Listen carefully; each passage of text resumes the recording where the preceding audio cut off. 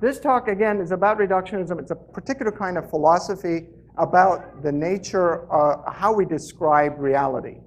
So I'm going to start with asking a question. What is reality made of? If I ask that question and flash the picture like that, that's like a supernova remnant. And I said, what is reality made of? What would it kind of make you think I'm trying to say? Matter, energy, things like that. If I then showed you that picture too, what would you say? What is in reality? Beauty. Beauty is in reality. There is an aspect that butterfly's wing on that pretty little twig with the leaves and the flowers captures that. I mean, there's beauty in that picture of the supernova remnant, but there is a special beauty in this one that doesn't look random. It looks gratuitously beautiful. And then if I showed you that, what other aspect are we looking at? Relationships, love, family, that wasn't captured in the supernova remnant. So that we experience life in a many diverse aspects. We don't experience just a material energy force. That is not the way we interact to the created order, to the world. In fact, and a lot of this talk is borrowed from Roy Clauser's book called The Myth of Religious Neutrality that I think is quite good. And Roy Clauser, who's following a Dutch Reformed philosopher, Herman Dooyeweerd, basically talks about a list, and I'm sorry that the brightness is not very, very high, but a list of the aspects that you could come up with, and this is not like the best list. There could be other lists that were better, but the list kind of goes something like this. At the most primitive level, reality can have, for example, what we would call a numerical aspect. The thing exists, I can count it. Here, 1, it's right here. 2, there's right there. Then there could be a spatial aspect. It could be a temporal aspect. Things move in time and space. On top of that, there could be, let's say, a kinetic aspect. That's the motion, or the physical aspect, which has to do with forces. But then you get more sophisticated. Some things are active in the biotic aspects. An amoeba cell, is biotic. It has a biological function that the rock didn't have. And then above that, a worm has a sensory aspect. So it actually senses, things. And you can go up, and it gets more and more complex until you get into, logical, historical, linguistic, social, economic, aesthetic, justicial, ethical, fiduciary, basically confidence and faith in each other and that kind of thing. So we live life in all of these aspects. We're not just little automata or anything, particles that are interacting the way a proton might react to an electron or something like that. So we live life like that. But when we do science, we go the other way. And we do something that's called reductionism. And reductionism is sort of a divide and conquer approach.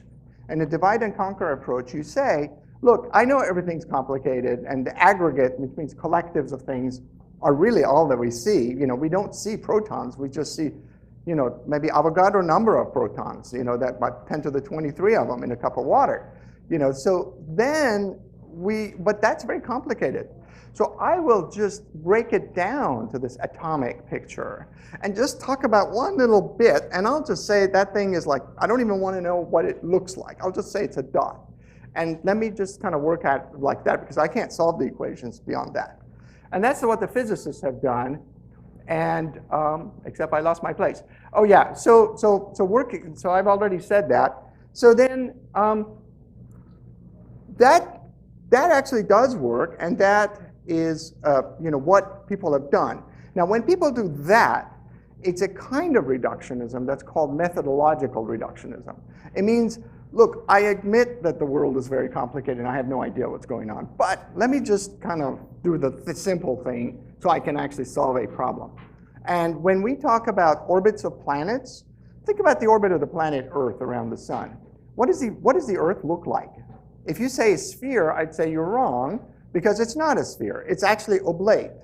And then if you say it's an oblate sphere, I'd say you're wrong, because it's not an oblate sphere. There's mountains, and it's not exactly an oblate sphere. You see where I'm going? And then there's waves, and the waves actually go like this, right there in the middle of the Pacific Ocean. The waves are going up there. That changes the shape of the planet and its gravitational forces. So we're always making approximations. We're always making, we couldn't possibly get started if we couldn't make approximations. And that's what methodological rational reductionism does, and there's nothing wrong with it. It's just all you have to do. But then there's a philosophical version of this that we would call the ontological reductionism. And in the ontological reductionism, now suddenly you're trying to attempt to explain all of our experience based on its few aspects. In other words, now you're saying, no, actually that is all there is. I said it was atoms, just give me the atomic picture, but now I'm telling you, in fact, that's all there is. And that, the moment you do that, now those are fighting words. And now we have to talk. And so let me kind of go over methodological reductionism a little bit. I mentioned gravity, like when you think about how that worked, there was for centuries, people observed the motions of the planets, and they could see there's order in the motion. It just doesn't do random things, it does certain things at a certain times of the year. And then they saw other phenomena like apples falling on physicists' heads, but they weren't seeming very related until Newton came along and said, all we have to do is assume that there is this universal attraction between any two objects in the universe, any two objects, A and B, C and D, A and C, and each one of them, each pair, basically experiences a force that is inversely proportional to the square of the distance between them. So if you double the distance, it becomes 4 times the force. And if you double the masses, it becomes 4 times the force. And that little law, that will explain the apple falling on my head. It will also explain all the planet orbits. And just magnificent. And that was very powerful. It just did everything. It was so powerful. Of course, Newton also had to invent calculus to then solve this equation. So that was a minor extra detail. But in terms of the fundamental law, and by the way, in this thing, this is just the mass in pounds or kilograms or whatever you like. R is in meters or feet, whatever you like. There is one constant that you have to tune. And a theory is good when it doesn't have too many of these tuned parameters. It's just, give me one number and I'll explain all the planets if you just tell me where they are. That's a powerful theory, and that's what this was. And so it was, in some ways, it was so spectacularly successful that it revolutionized the Enlightenment period. And this trend to this modernist picture that, everything is just law everywhere, because this simple law explained everything. In fact, Immanuel Kant basically said, based on that, I can even tell you how planets formed. There'll be aggregates of dust, and these things would form spinning disks, and the spinning disks would then gravitationally collapse and then form these rocky objects that over time would form planets. And if you look at the modern theory of planet formation, it's still hundreds of years old. It's just modern versions of this thing. But it was that powerful, what Newton was doing, that you could explain credibly many things. So somebody can tell you then, look what we're doing. Here's the Concorde. Look at the complexity of that. We are, going faster than the speed of sound. We are in the moon. We're doing all this stuff, all with the reductionism. What's your problem? And the thing that we want to say in response to that is just remember, folks, how we started. We're making approximations. That the physical world is available to us as a set of approximations. And I have my own anecdote. I was an undergraduate freshman physics student, and we were solving problems of balls bouncing. And we had to, how far does it go up? What shape does it have? And that's a parabola. And that assumes that the gravity vector is a constant. No matter where the ball is, it sees the same vector, just pointing straight down.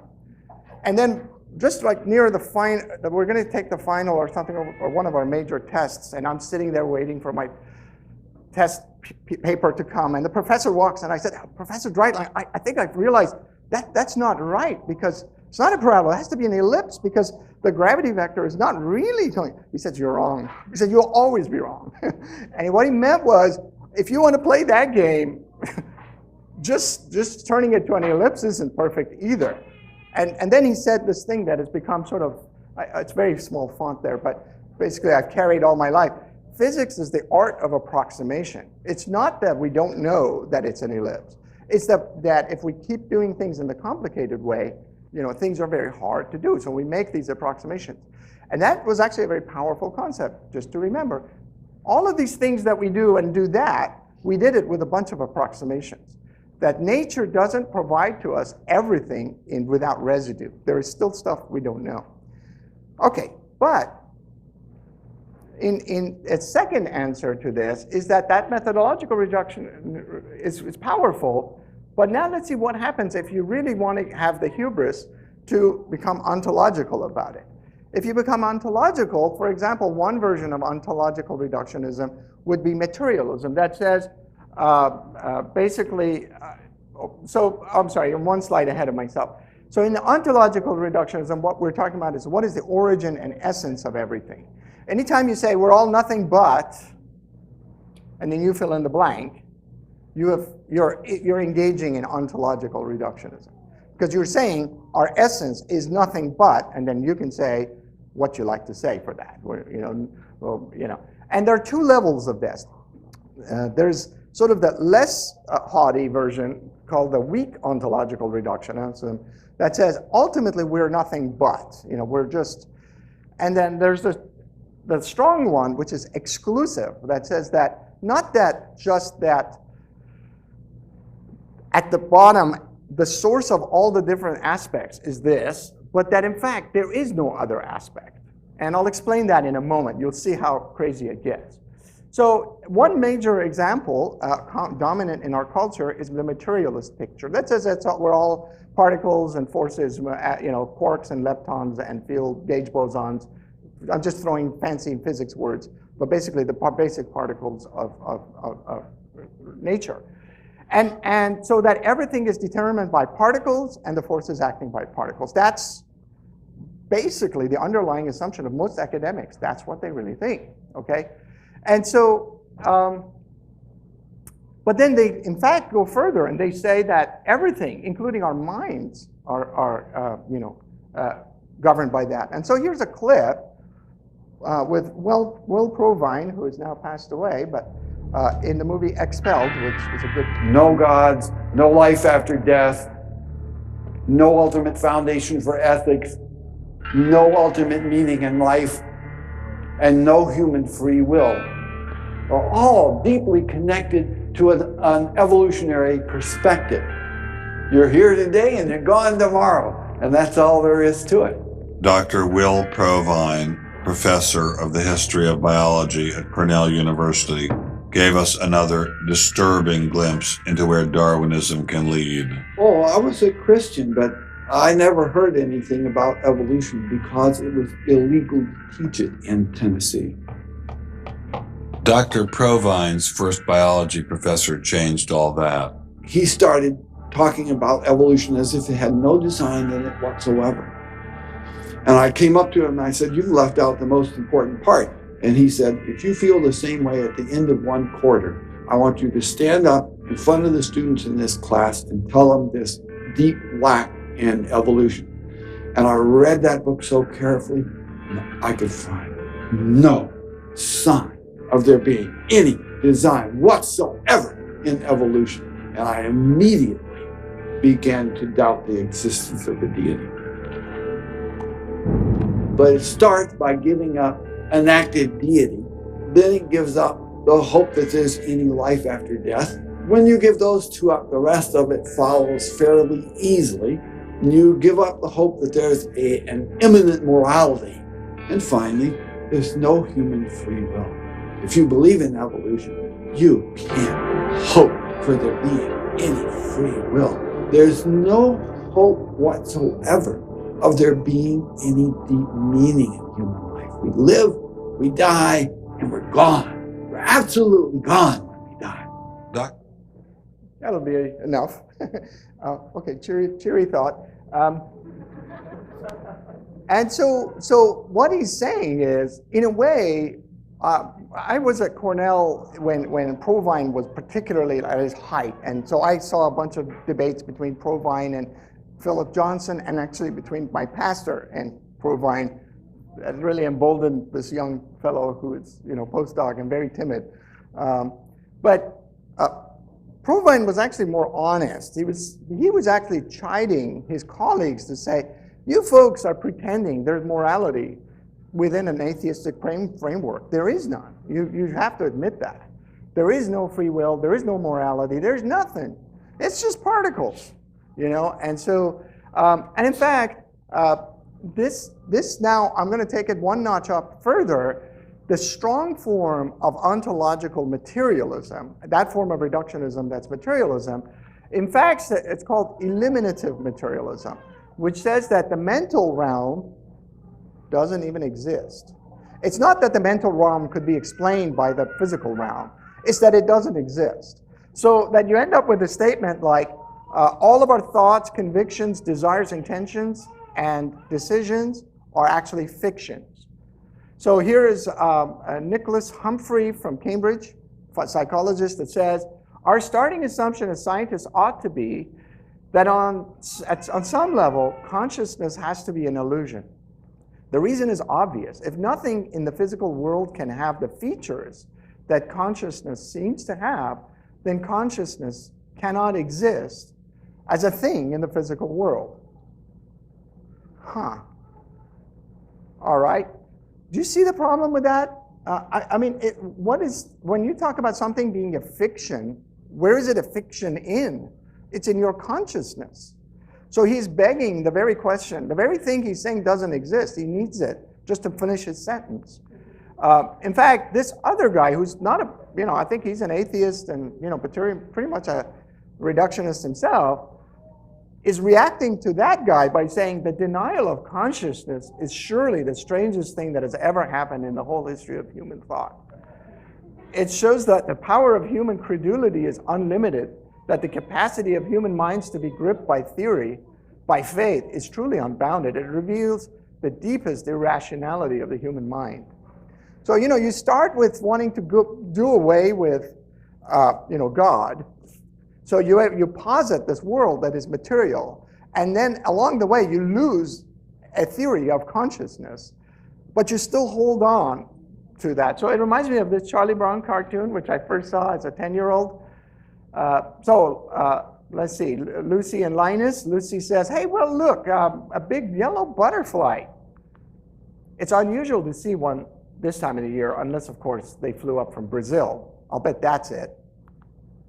They do that sometimes, They fly up from Brazil and they goes, this is no butterfly, it's a potato chip. And she goes, well, I'll be, so it is. I wonder how a potato chip cut up all the way here from Brazil. And it's like, you have to give it up at some point, the theory that this thing is from Brazil, All right. But we kind of picked on materialism because it's so dominant, but there are other forms of materialism, of reductionism. Basically, the material world, and putting that at the center was what we called materialism. And the modernists in the Enlightenment era, touting science and fact and reason, that's supreme. They really were big on that. And they thought things like the arts and, the artists and the novelists, they don't know anything. So in reaction to that were the romantics and the idealists said, actually, you know what, buddy?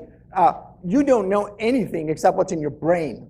In fact, the only thing you have is your perception. How do you know there's even an object outside? Can't it be a useful fiction in your brain?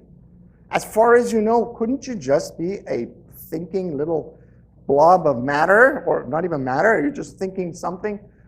You're just making this all up. You don't know that there is a chair over there. So the idealists really pushed back hard, saying, no, you're saying creativity doesn't exist? No, I tell you, that's the only thing that exists. You don't exist. And so this kind of fight between the romantics and the modernists has continued on to this day, because the romantics are today's postmodernists. The postmodernists, remember, are the folks who gave us the machinery for woke ideology. And the woke ideology ultimately is postmodern. And so while this stuff, by the way, all of this stuff percolates, they start at the Ivy Leagues. They start at the Harvards and MITs and Stanfords, and they come down from Cambridge and Oxford, and because that's where the professors who get the jobs at the big state schools, University of Alabama, well, mostly like Ohio State University, Chicago, those big universities, those professors don't get their jobs unless they came from one of the top 4 or 5. That's where you get to them. Then they train all the second tier colleges, and they can train all the professors that get the jobs in the 3rd tier colleges.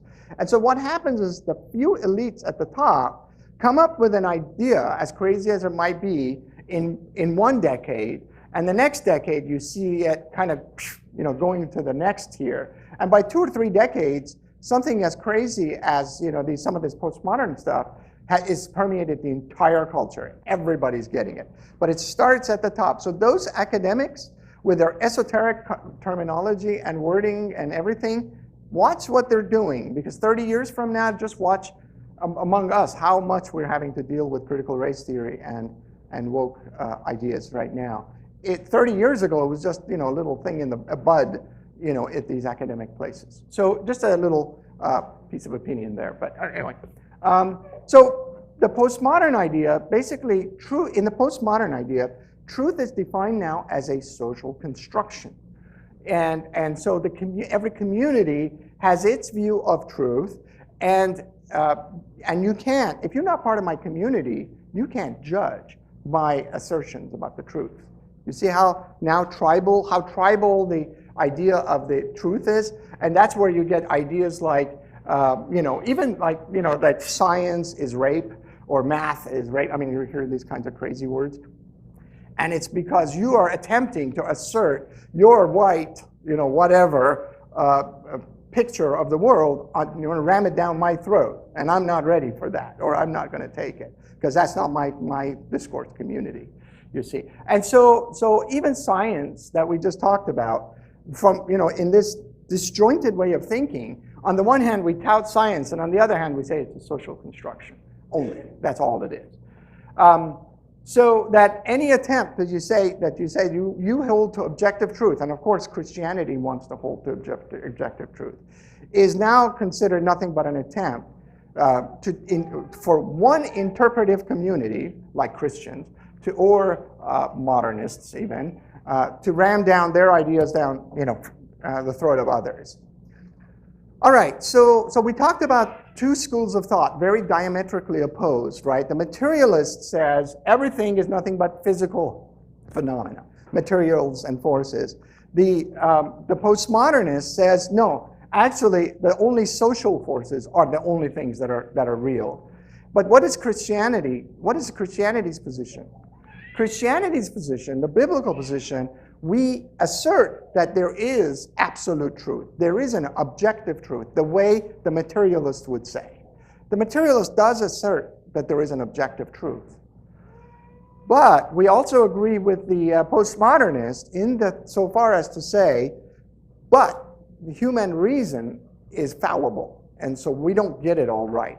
A community could get it not right, but it doesn't mean it doesn't exist. It's in the mind of God it's true. I just can get it wrong. I can get my Bible wrong, and I can get my science wrong. So we have to be humble as we're trying to understand truth. We have to have procedures in place to correct each other and get at God's true truth, right? That's the way the Christian thinks. So in some ways, we can understand the postmodernist and also see their fallacy. And we can understand the materialist and see their fallacy, whereas they are like completely opposed to each other. All right, so now we've talked about these kind of isms, and we're going to talk some more. How do we evaluate it? Now imagine like you are talking to a Muslim, and they assert to a transcendent creator. They assert that the world was created. They're not materialists. They're not postmodernists, let's say. And now you go, well, how do we tell which one is right? And that requires some work to kind of make the case, the apologetic case. But sometimes theories do you a favor and self-destruct.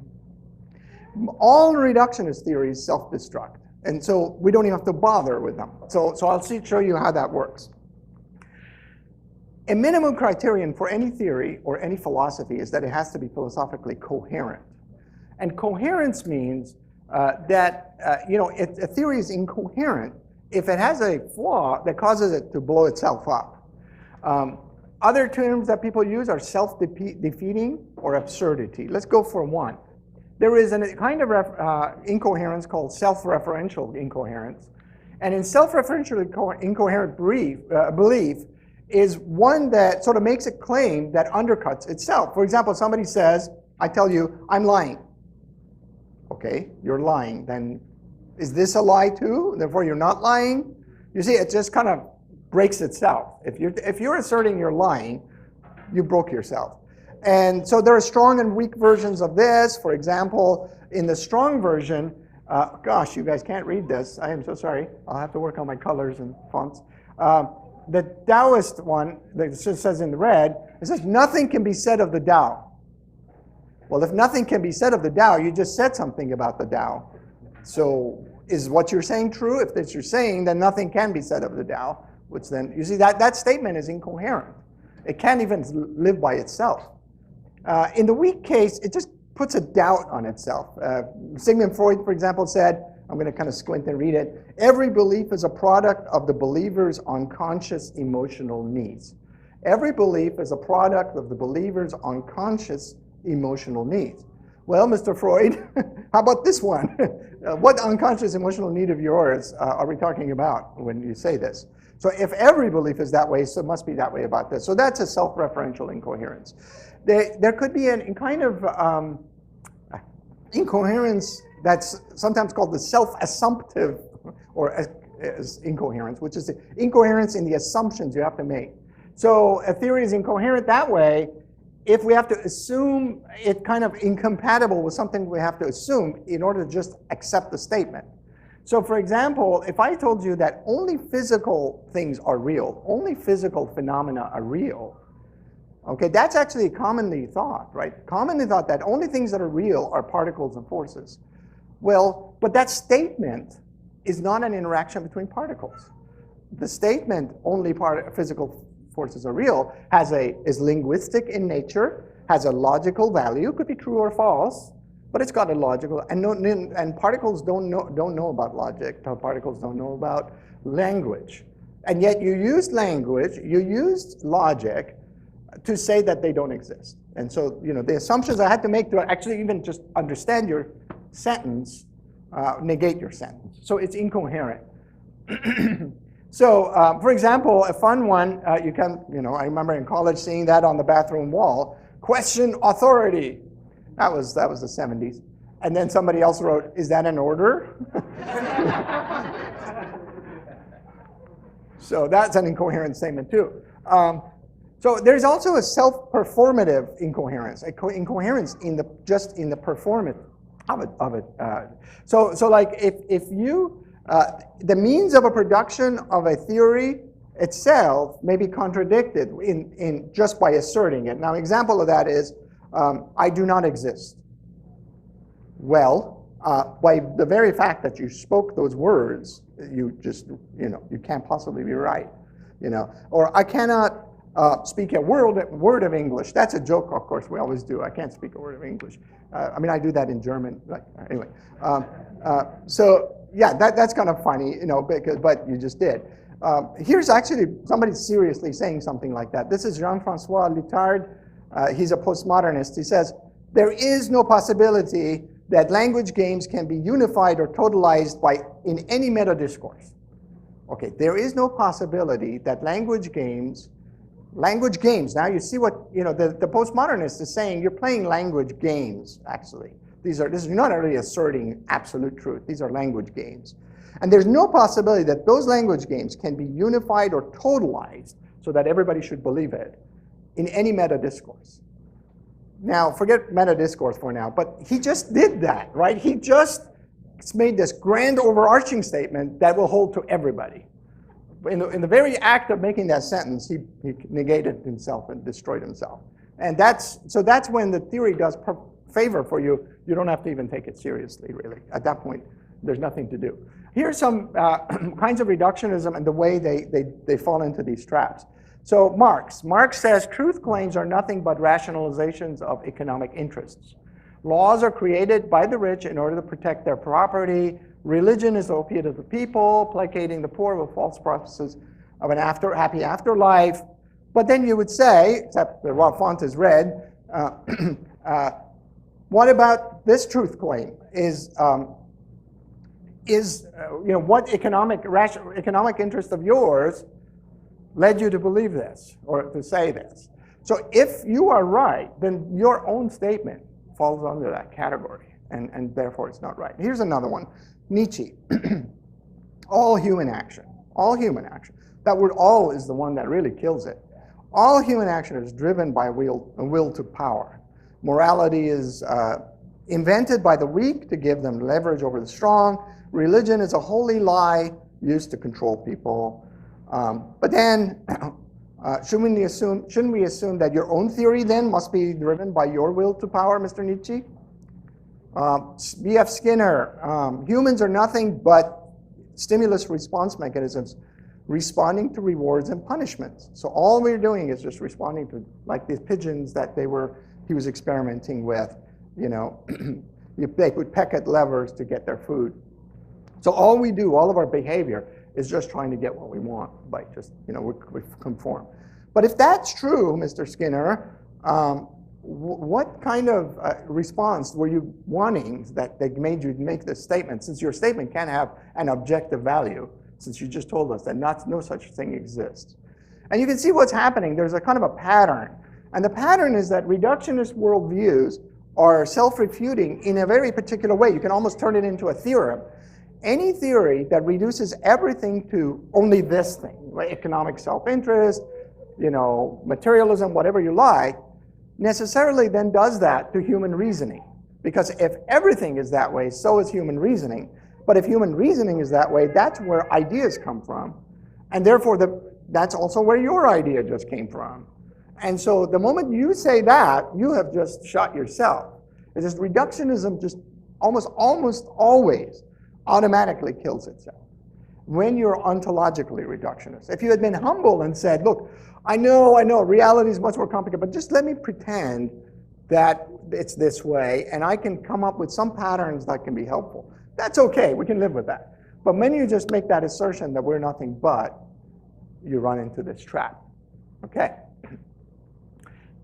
All right, so now we're gonna change the topic and go into a little bit of a theory of religious belief that will end up being kind of related to this.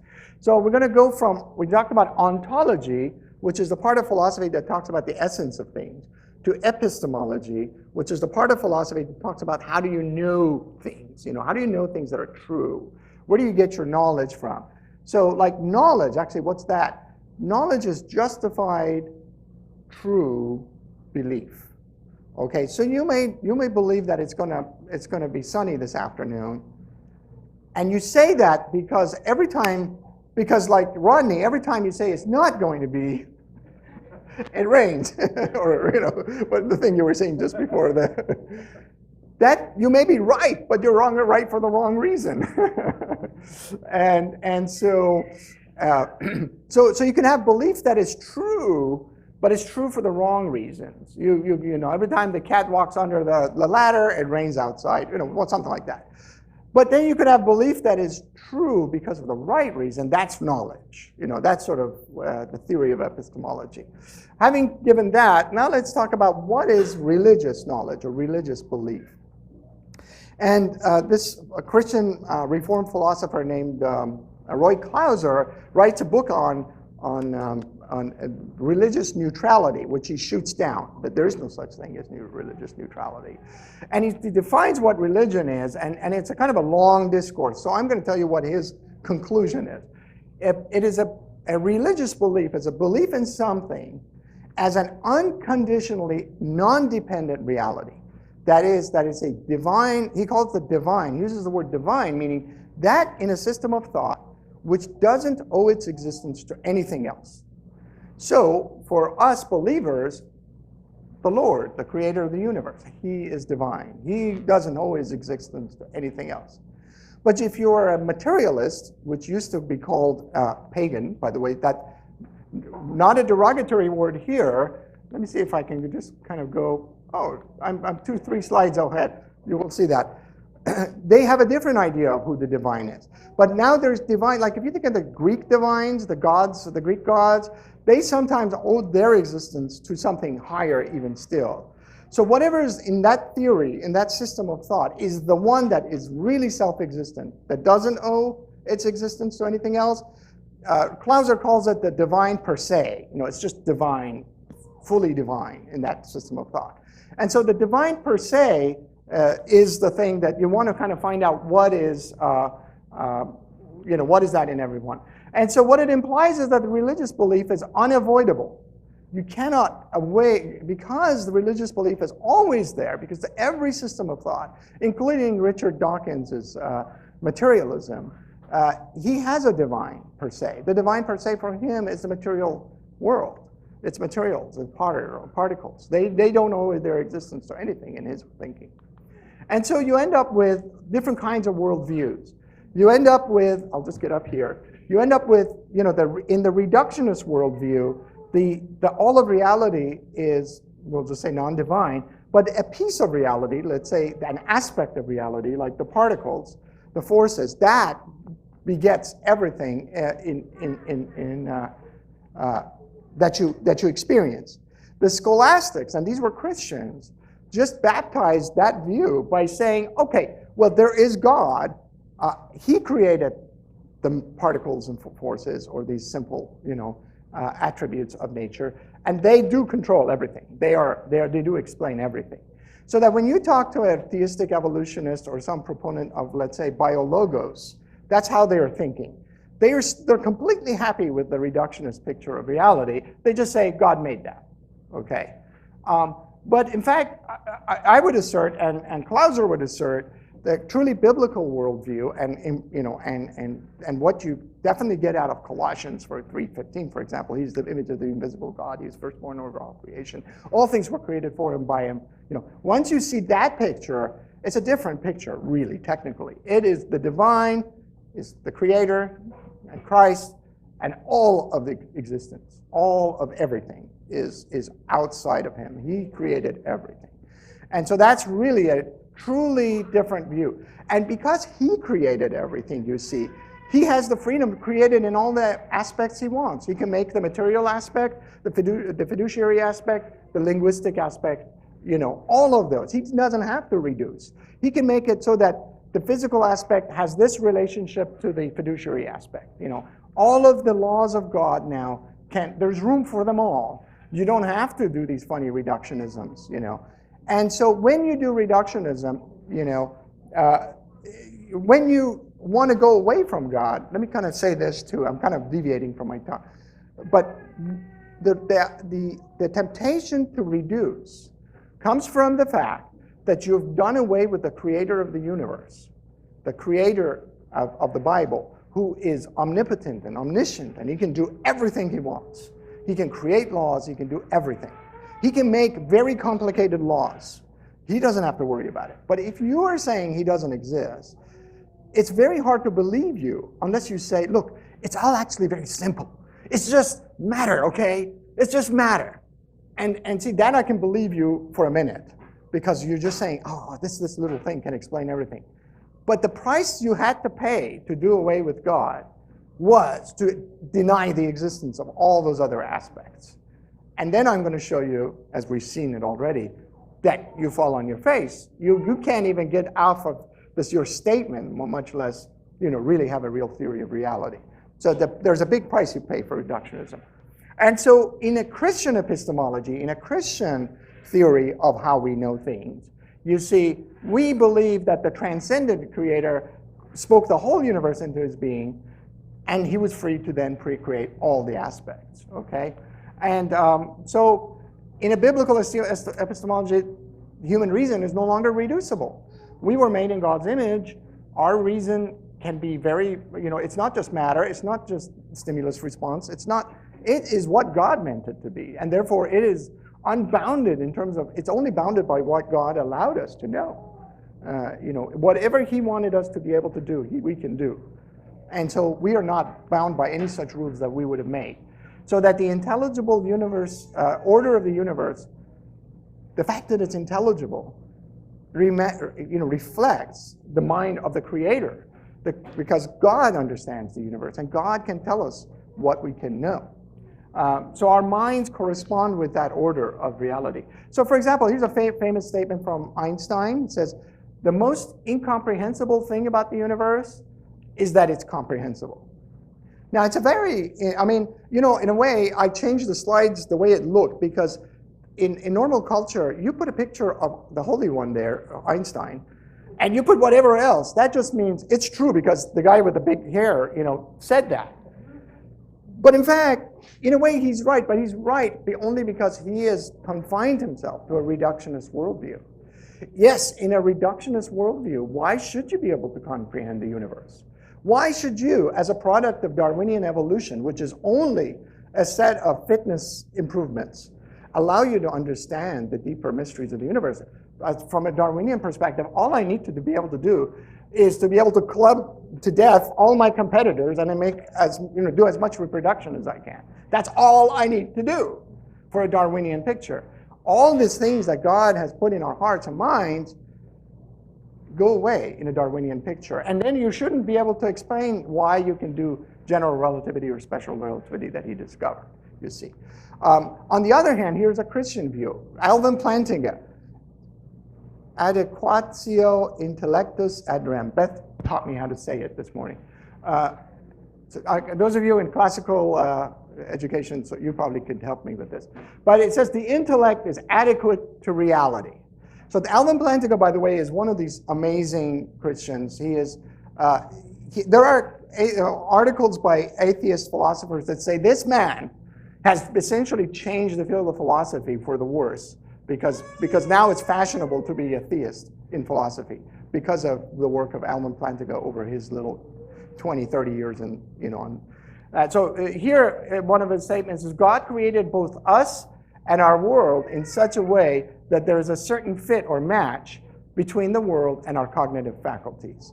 So what he's saying is God created the world, and he also created our minds to be able to understand that world to the extent that he wants us to understand it. And there is, for the Christian, there's no contradiction. Everything makes sense, you see, because we have the transcendent creator. So we talked about how the self-destructive aspect of these theories. Now we're going to go into about what reductionism, especially ontological reductionism, does to the dignity of human beings. In Genesis, we read, so God created man in his own image. In the image of God, he created a male and female, he created them. And that, to us, basically, is the basis. The imago Dei is the basis for everything that you think of in normal society that we think are our ideals. Treating everybody fairly, loving others as yourself, as you would yourself. If you were saying, you shouldn't, be this and that and that, you shouldn't be a racist because he was made in God's image just like you. You are brothers. That's the fundamental basis for that. Without it, we don't have it. You know this. And so the Christian view of dignity of man just falls beautifully off of who God is. But now what do atheists like Richard Rorty say? Richard Rorty says Darwinian evolution cannot be the source of human rights where the weak are left behind. Darwinian evolution cannot be the source of human rights where the weak are left behind. Universal human rights is a concept that is derived from religious claims that human beings are made in the image of God. This Jewish and Christian element in our tradition is gratefully invoked by freeloading atheists like myself. He was at least honest, Yeah. So basically, he like Provine says, look, we don't really have a basis for human rights. We don't. And so there it is. So the denigration of man occurs, as a result of reductionism. So our Christian understanding is God made humanity in his own image, but when we do away with God and replace him with some aspect in reality, we also reduce humanity to an aspect of reality. And so when we reduce humans to an aspect, when we reduce them from all that God had made them, then we denigrate them. Then we allow for suffering, and we treat them as less than human. Notable example, reductionism to race under Nazism. You know, an individual's race was said to determine their views, their character, even their worth.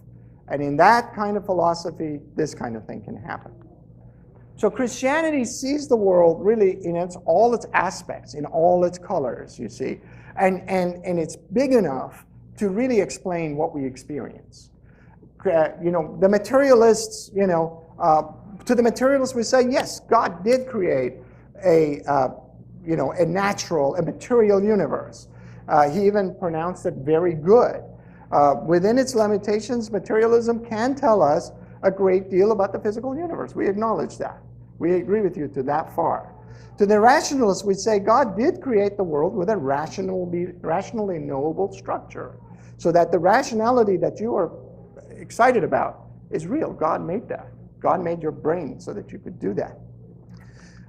To the empiricists, which we didn't discuss today, you know, who talks about everything as sense perceptions. You know, if I don't sense it, then it's not real. We'd say that we do have a world where the sensory aspect exists. God gave us sensory dimension.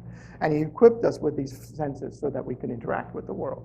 To the romanticists, we say God did create the world, human beings, as just more than just complex, you know, mechanisms. We are real. We have freedom of mind and we have creativity. So we agree with you too.